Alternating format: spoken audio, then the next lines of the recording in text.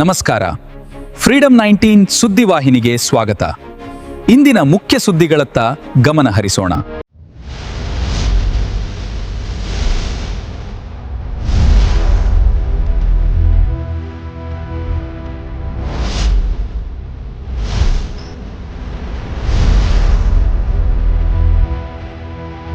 ನಮಸ್ಕಾರ, ನೀವು ನೋಡ್ತಾ ಇದ್ದೀರಾ ಫ್ರೀಡಂ 19 ನ್ಯೂಸ್ ಚಾನೆಲ್.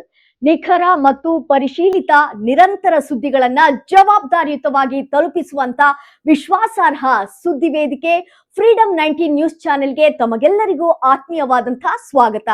ಬನ್ನಿ ಇವತ್ತಿನ ಸುದ್ದಿಗಳನ್ನ ನೋಡೋಣ. ಅಥಣಿಯ ಬೆಣ್ಣೆಪೇಟೆಯಲ್ಲಿ ಮಹಿಳೆಯರ ಆಕ್ರೋಶ. ಸರ್ಕಾರಕ್ಕೆ ಗೃಹಲಕ್ಷ್ಮಿ ನೆನಪಿದೆ, ಶೌಚಾಲಯ ಮರೆತಿದೆಯೇ? ಒಂದೆಡೆ ಮಹಿಳೆಯರಿಗಾಗಿ ಗೃಹಲಕ್ಷ್ಮಿ ಶಕ್ತಿ ಯೋಜನೆಗಳೆಂದು ಬೆನ್ನು ತಟ್ಟಿಕೊಳ್ಳುವ ಸರ್ಕಾರ, ಇನ್ನೊಂದೆಡೆ ಅಥಣಿಯಂತಹ ಪ್ರಮುಖ ವ್ಯಾಪಾರ ಕೇಂದ್ರದಲ್ಲಿ ಮಹಿಳೆಯರಿಗೆ ಕನಿಷ್ಠ ಶೌಚಾಲಯದ ವ್ಯವಸ್ಥೆ ಕಲ್ಪಿಸದೇ ಇರೋದು ನಾಚಿಕೆಗೇಡಿನ ಸಂಗತಿ. ಹೀಗೆ ಅಂತ ಜೆಡಿಎಸ್ ಮುಖಂಡರಾದ ಶ್ರೀ ಇಂತಿಯಾಜ್ ಹಿಪ್ಪರಗಿ ಅವರು ಆಡಳಿತ ವ್ಯವಸ್ಥೆಯ ವಿರುದ್ಧ ಕೆಂಡಕಾರಿದ್ದಾರೆ. ಇನ್ನು ಈ ಸಮಸ್ಯೆಯ ಗಂಭೀರತೆ ನೋಡೋದಾದ್ರೆ, ಬೆಳಗಾವಿ ಜಿಲ್ಲೆಯ ಅಥಣಿ ತಾಲೂಕಿನ ಹೃದಯ ಭಾಗದಂತಿರುವ ಬೆಣ್ಣೆಪೇಟೆ ಕೇವಲ ಅಥಣಿಯವರಿಗಷ್ಟೇ ಅಲ್ಲ, ನೆರೆಯ ಮಹಾರಾಷ್ಟ್ರ, ವಿಜಯಪುರ ಹಾಗೂ ಬಾಗಲಕೋಟೆ ಜಿಲ್ಲೆಗಳ ಸಾವಿರಾರು ರೈತರು ಮತ್ತು ವ್ಯಾಪಾರಿಗಳ ಆಸರೆ. ಆದರೆ ಇಲ್ಲಿಗೆ ಬರುವಂತಹ ರೈತ ಮಹಿಳೆಯರ ಸ್ಥಿತಿ ಮಾತ್ರ ಅತ್ಯಂತ ಶೋಚನೀಯವಾದುದು. ಪ್ರಸ್ತುತ ಇರುವ ಮೂತ್ರ ವಿಸರ್ಜನಾ ಸ್ಥಳವು ಹಂದಿಗಳ ತಾಣವಾಗಿದ್ದು ವಿಪರೀತ ಗಲೀಜಿನಿಂದ ಕೂಡಿದೆ.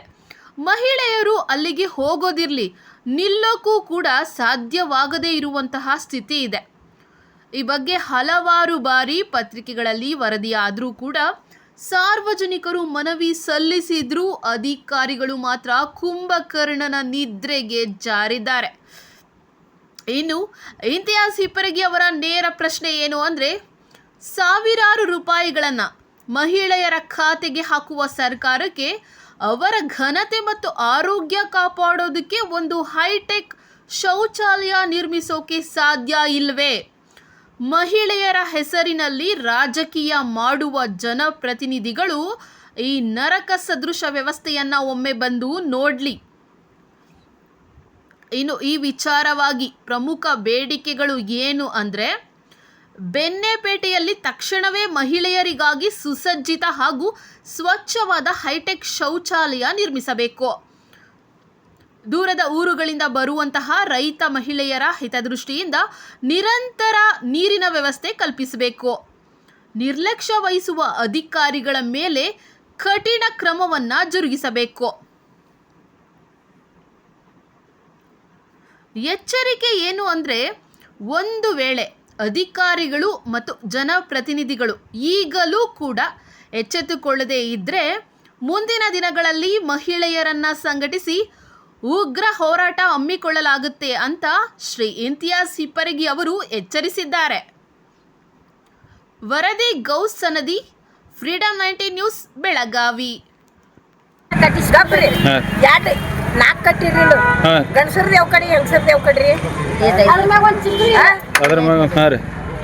ಬಾತ್ರೂಮ್ ಮ್ಯಾಗ ಚಿತ್ರ ಇಲ್ಲ. ಗಂಡಸ ಮಕ್ಕಳ ಗಂಡ ಮಕ್ಕಳ ಸಂಬಂಧ ಅಷ್ಟ ಬರದೇ ಇಲ್ಲ. ಗಂಡ ಮಕ್ಳು ಬಂದು ನಿತ್ತ ಬಿಡ್ತಾರ. ನಾವ್ ಏನ್ ಮಾಡ್ಬೇಕು? ಇಲ್ಲಿ ಗಂಡಸರಿಗೆ ಕಟ್ಟಿರಿ, ಹೆಂಗಸರ್ ನೀರಿಗೆ ಹೆಂಗ್ ಬರುದು ಹೇಳ್ರಿಲ್ಲ ನೀವು? ನೀರಿಗೆ ಬರುದು ಹೆಂಗ್ರಿ? ಅದಕ್ಕೆ ಬಾಕಲ ಐತ್ರಿ, ಬಾಕಲ ಇಟ್ಕೊಳಂಗಿಲ್ಲ. ಇಲ್ಲಿ ಒಂದು ವಿಷಯ ಪ್ರಸ್ತಾಪಿಸಬೇಕಾಗಿದೆ. ಅದೇನಪ್ಪಾ ಅಂತಂದ್ರೆ, ಅಥಣಿ ತಾಲೂಕ ಬಹಳಷ್ಟು ದೊಡ್ಡ ತಾಲೂಕ. ಇಲ್ಲಿ ಸುತ್ತಮುತ್ತಲು ಇರತಕ್ಕಂಥ ಹಳ್ಳಿಗಳ ಜನರು ಅಥಣಿ ತಾಲೂಕು, ಅಥಣಿ ಪಟ್ಟಣಕ್ಕೆ ಬಂದು ವ್ಯಾಪಾರ ವಹಿವಾಟವನ್ನು ನಡೆಸ್ತಾರೆ. ನೆರೆ ನಮಗೆ ಜಿಲ್ಲೆ ವಿಜಯಪುರ ಇರಬಹುದು, ನಮ್ಮ ಬಾಗಲಕೋಟೆ ಜಿಲ್ಲೆ ಇರಬಹುದು, ಹಾಗೂ ಇಲ್ಲಿ ಮಹಾರಾಷ್ಟ್ರ ನೆರೆಯ ರಾಜ್ಯದ ಜನರು ಸಹ ಅಥಣಿ ಪಟ್ಟಣಕ್ಕೆ ಬಂದು ವ್ಯಾಪಾರವನ್ನು ಮಾಡುತ್ತಾರೆ. ಇಲ್ಲಿ ದುರ್ದೈವ ಏನೈತಪ್ಪ ಅಂತಂದ್ರ, ಅಥಣಿ ತಾಲೂಕಿನ ಇದು ದೊಡ್ಡ ಮಾರ್ಕೆಟ್ ಐತಿ, ಅದರೊಳಗೆ ಇರ್ತಕ್ಕಂಥ ಬೆಣ್ಣೆಪೇಟೆ ಇದು ಒಂದು ವಿಶೇಷ ಪೇಟೆ ಅಂತ ಹೇಳಿ ನಾವು ಹೇಳ್ಬೋದು. ಇಲ್ಲಿ ವಿಶೇಷವಾಗಿ ಬೆಣ್ಣೆ ಸಿಗ್ತಿತ್ತು. ಅದಕ್ಕಾಗಿ ಇದಕ್ಕ ಬೆಣ್ಣೆಪೇಟೆ ಅಂತ ಹೇಳಿ ಹೆಸರು ಬಂದಿತ್ತು.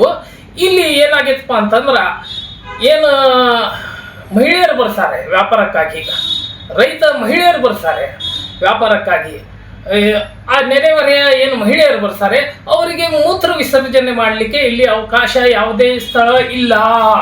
ಸುಮಾರು ವರ್ಷಗಳಿಂದ ಇದರ ಸಲುವಾಗಿ ಹಲವಾರು ಪತ್ರಿಕೆಗಳಲ್ಲಿ ಹಾಗೂ ಮಾಧ್ಯಮಗಳಲ್ಲಿ ಪ್ರಸಾರವಾದರೂ ಸಹ ಇಲ್ಲಿನ ಅಧಿಕಾರಿಗಳು ಮತ್ತು ಜನಪ್ರತಿನಿಧಿಗಳು ಯಾಕೆ ಸುಮ್ಮನಿದ್ದಾರೆ ಗೊತ್ತಾಗ್ತಾ ಇಲ್ಲ. ದಯಮಾಡಿ ನಾನು ನಮ್ಮ JDS ಪಕ್ಷದ ಪರವಾಗಿ ತಮಗೊಂದು ವಿನಂತಿ ಮಾಡ್ಕೋತೇನೆ.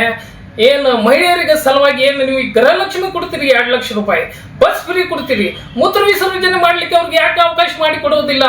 ಅದರ ಸಲುವಾಗಿ ನಾನು ನಿಮಗೆ ಮತ್ತೊಮ್ಮೆ ಆಗ್ರಹ ಮಾಡ್ತೇನೆ. ಬೆಣ್ಣೆಪೇಟೆಯಲ್ಲಿ ಏನು ಈಗ ಮೂತ್ರ ವಿಸರ್ಜನೆ ಮಾಡ್ಲಿಕ್ಕೆ ಏನು ಅವಕಾಶ ಇಲ್ಲ, ಜಾಗ ಇಲ್ಲ. ಅದೇನು ಜಾಗ ಇದ್ದು ಅದು ದೊಡ್ಡ ಗಲೀಜಾಗಿದೆ. ಅದನ್ನ ಸರಿಪಡಿಸಿ ಅತಿ ಬೇಗನೆ ಇದಕ್ಕೊಂದು ಇತಿಮಿತಿ ಹಾಡ್ಬೇಕಂತ ಹೇಳಿ ಈ ಮುಖಾಂತರ ತಮ್ಮ ಮುಖಾಂತರ ನಾನು ಕೇಳ್ಕೊಳ್ತೇನೆ. ನಮಸ್ಕಾರ. ಫ್ರೀಡಮ್ 19 ನ್ಯೂಸ್ ಚಾನೆಲ್ನ ವೀಕ್ಷಕರಿಗೆ ಧನ್ಯವಾದಗಳು.